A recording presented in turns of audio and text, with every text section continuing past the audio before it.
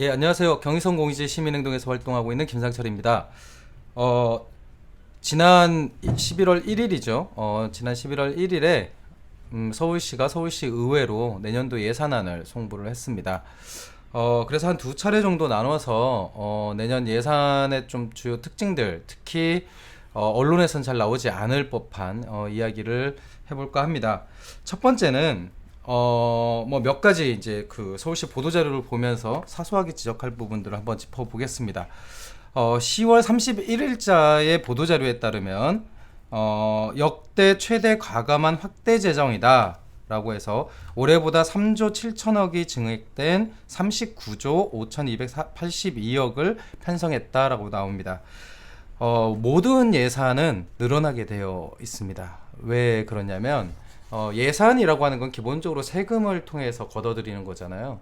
근데 이제 이 세금이라고 하는 거는 경제의 성장, 그러니까 경제의 총 규모에 달려 있거든요. 그러니까 하다못해 물가가 계속 오르면 그 물가가 오른 만큼 경제는 팽창합니다. 그럼 거기에 대해서 세금을 징수하는 것이기 때문에 당연히 재정은 매년 늘어나죠. 그래서 뭐 자치구나 서울시나 역대 최대 재정 이렇게 하면 다 사기입니다. 그게 안 되면 엄청난 경제 위기에 빠진 셈이 되니까요. 그래서 이건 패스. 그러면은 이제 늘어난 규모를 보면 전년 대비 한 10.6% 늘어났다라고 얘기를 합니다. 10.6% 하니까 오 진짜 많이 늘어났네 라고 볼 수 있는데요.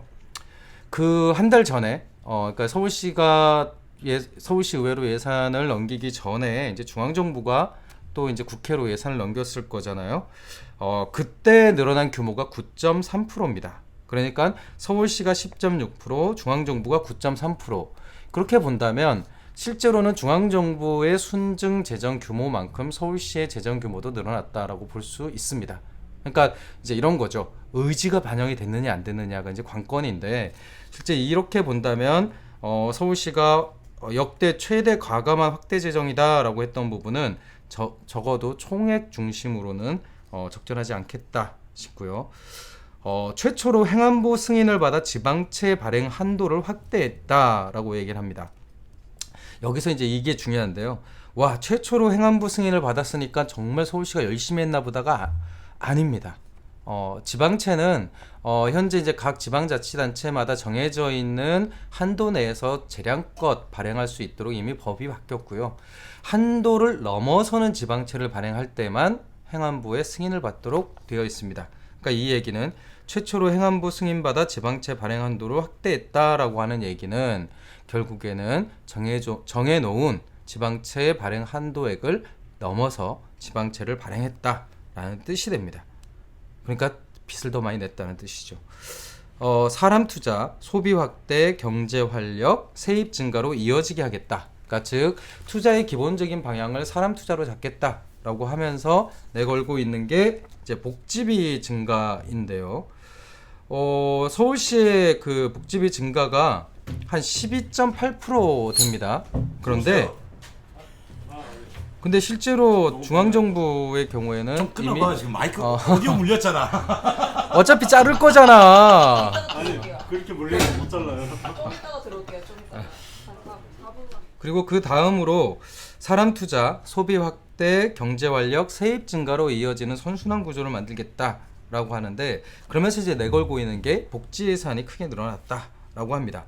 근데 이 복지 예산도 마찬가지로 중앙정부가 12.8%가 늘어났습니다.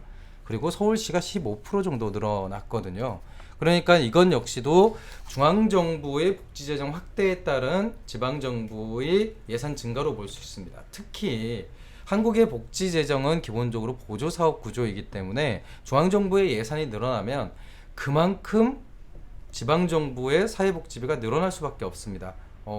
그러니까 근데 이제 서울과 같이 이 사회복지 서비스를 받는 사람들이 많이 사는 곳, 여러분들이 잘 모르시겠지만 비수도권 지역보다 서울 지역에 복지 서비스를 받는 사람들이 더 많습니다. 예, 그건 당연한 거죠. 그러면 그 사람 수가 많기 때문에 당연히 순증하는 복지비 매칭 재정이 늘어날 수밖에 없습니다. 이 역시 의지의 문제로 본다면 서울시가 노력해서 사회복지비를 늘렸다라고 보기 힘듭니다. 대략 이렇습니다. 특히 이와 같은 이제 재정 구조에서 가장 큰 문제는요. 규모가 얼마큼 늘어났다는 둥, 첫 번째 순위가 사회복지니까 와 사회복지 재정이 늘어났네 이게 아니라 실제로 재정이 평가받는 기준과 관련된 이야기를 꼭 하고 싶습니다. 여러분들은 개별적인 그 사업들이 사업 건건마다 이 사업이 잘 됐는지 안 됐니 이렇게 이제 평가를 받는다고 생각을 하는데요.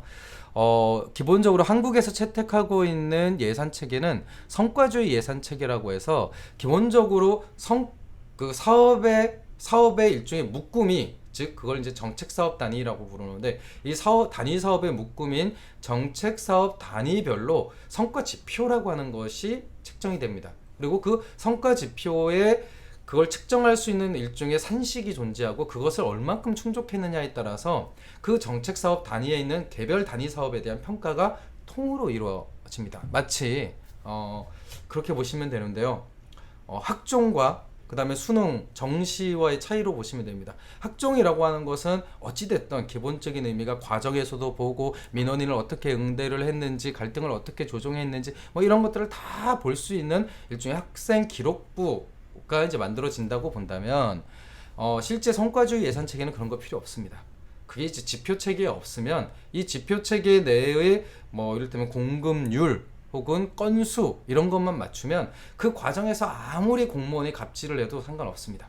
좋은 평가를 받게 되는 이 구조인 거죠. 마치 수능 한번 잘 보면 좋은 대학을 가는 그런 구조와 같다고 할 것입니다. 그렇기 때문에 저는 개별 사업을 보기 이전에 서울시의 사업을 평가하는 성과 지표 체계를 어떻게 만들고 있는가를 보는 것이 매우 중요하다고 생각하고요.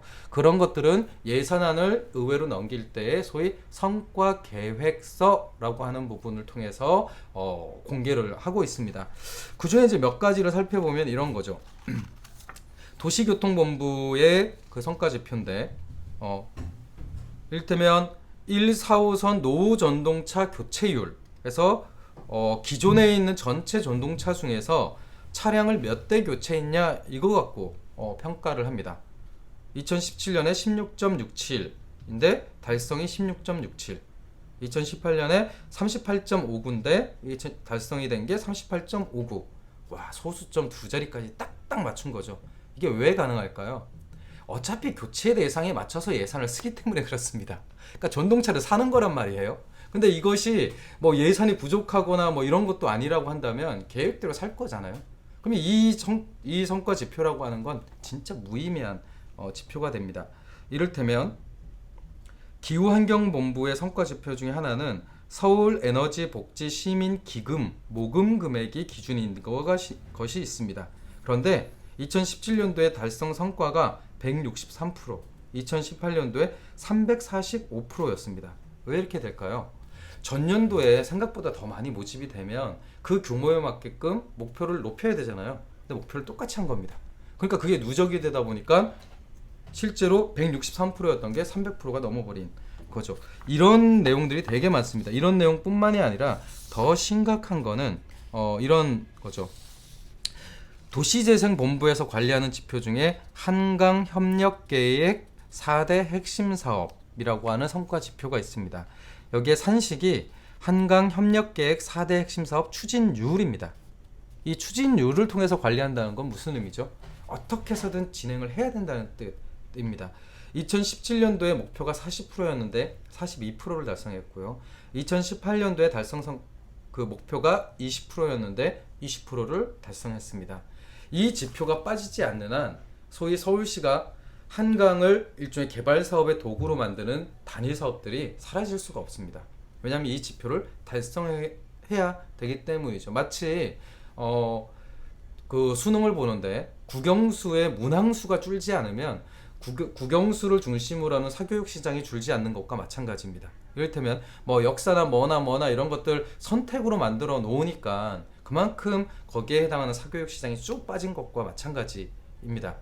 그러니까 이런 지표 체계를 바꾸지 않으면 서울시의 사업이 바뀌기 힘들다. 그런데 적어도 지금까지 살펴본 바에 따르면 현재 서울시의 성과 지표 체계는 대부분 공급 위주의 성과 지표로 보입니다. 이 과정에서 시민들이 어떻게 체감하고 만족하는지 그리고 그것의 과정이 어떻게 진행되어야 하는지에 대한 지표는 보이지 않습니다.